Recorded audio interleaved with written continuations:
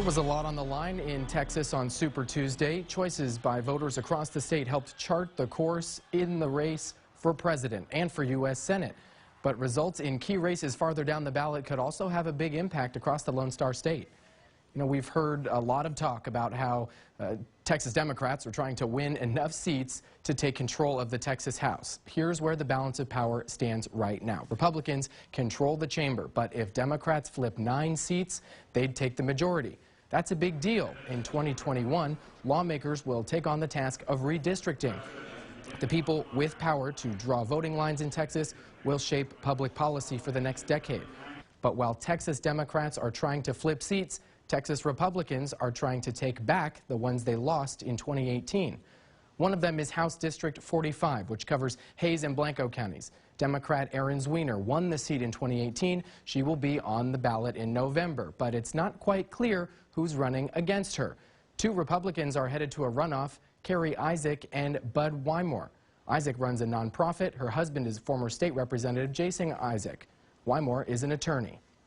Republicans are also targeting House District 47 in southwestern Travis County. It'll take another runoff to pick the GOP candidate. Look at this. Attorney Jennifer Fleck advanced to the runoff, and just 1 vote separates the 2 candidates vying for the other spot in the runoff. Right now, Don Zimmerman has the edge over Justin Berry going into the official vote canvass next week. District 47 is historically a Republican stronghold the GOP wants to take back. Fleck said she got into the race after working on legislation to prevent what she calls graphic sex education and teaching of gender fluidity. I think it's the most important thing right now is to make sure that our children aren't being indoctrinated with an agenda that's destructive and unhealthy. Democrat Vicki Goodwin won the seat in 2018. She thinks the district will stay blue in 2020. I feel like this district is moving in the Democratic direction. And I feel like public education is a huge issue, transportation, health care. Those are all things that I have worked very hard to improve the situations for all people. Democrats are hoping this is the year for the blue wave in Texas, and control of the Texas House is at stake. Joining us now for Perspective is State Representative Celia Israel from Austin. Thanks for being here. Thank you. You lead the House Democratic Campaign Committee, so we'd like to hear your thoughts, your assessment on the week that was here. Well, it was pretty phenomenal. Just as a reminder, in 2018, Texans voted at near presidential levels. Now we're in a presidential year. And it looks like we're heading for another record year in November. This primary was a wonderful indicator to me. If you like people to vote and vote in big numbers, you were really happy with Tuesday night. It was alarming that there was long lines, and we can get into that later, but overall I was excited the fact that so many people were voting.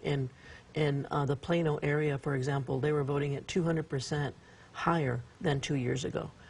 Something's happening out there, and I think it's a good thing.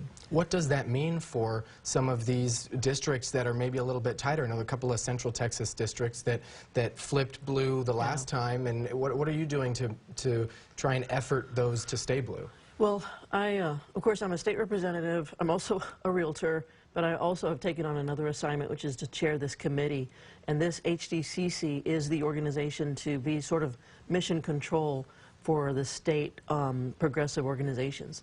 And what we're seeing is there's just more inertia. We flipped 12 seats in 2018. If we flip 9 more seats, the Democrats could take control of the House of Representatives.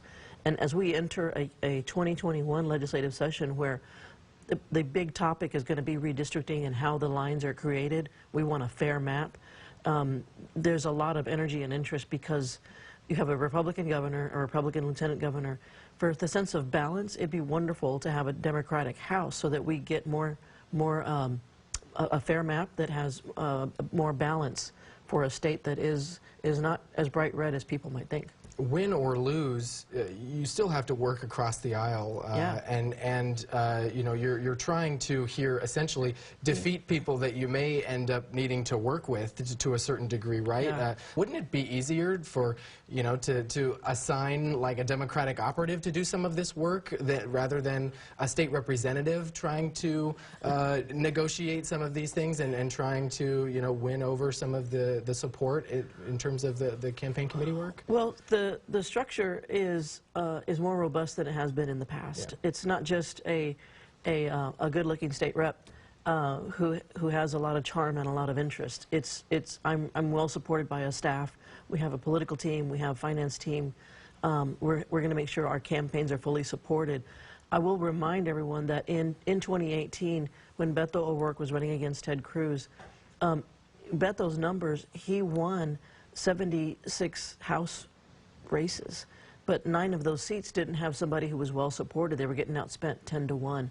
So the role of the HDCC is to sort of guide all the resources and the interest and the volunteer energy to look at those 9 seats. You talk about long lines. Certainly one of the factors that contributed to some challenges this, I guess, voting cycle. What were some of the issues that you know, you're on the elections committee, and you know, can you kind of back me up and talk about what maybe led up to some of these challenges here? Well, clearly our urban counties, especially, were not ready for that voter who decided to wait until after the South Carolina primary. Yeah. I have to admit, I was one of them. I wasn't exactly sure who I was going to vote for, but South Carolina made it obvious to me, and I think that's what happened.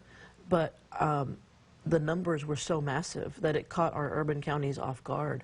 And luckily, this was a primary and not a general election. This is a warning signal to our election officials around the state that we have got to up our game. I had a bill in the legislature. I had several bills in the legislature. A lot of the delays in the line are due to people, I've got a new address, or I moved. Are you currently living here? Yes. So there's that slow exchange that happens at the lines. If people could update their status online, and that would save a lot of time. I have online voter registration, which is my big initiative.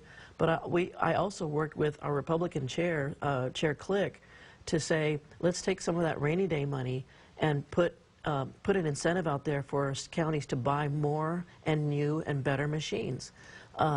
A lot of counties are having to find their own resources, so our property tax dollars are going towards a lot of things. One of them is counties haven't, for the most part, had not updated their elections systems since the fiasco of 2000, where federal money came in and said no more hanging chads. So we've been running on jalopies for years. You've got to update your systems. So unfortunately, that bill with bipartisan support died in the Senate. And you know, we live in 2-year cycles in the legislature, but I'm hoping that we will make a point that our counties and our cities are dealing with this growth and do need the support from the state. Thanks for your time. Appreciate it. Okay. There's lots to talk about, and Yeah. we'll leave it there for now. Okay, Thanks thank a lot. you. President Trump easily won his Texas primary, but he also had a big impact deeper down the ballot. Any of the candidates in this race, in this particular district, in the most conservative district in the United States, total Trump country here would die for the president's endorsement, right? How the thumbs up from Trump helped some Texas candidates move forward on Super Tuesday.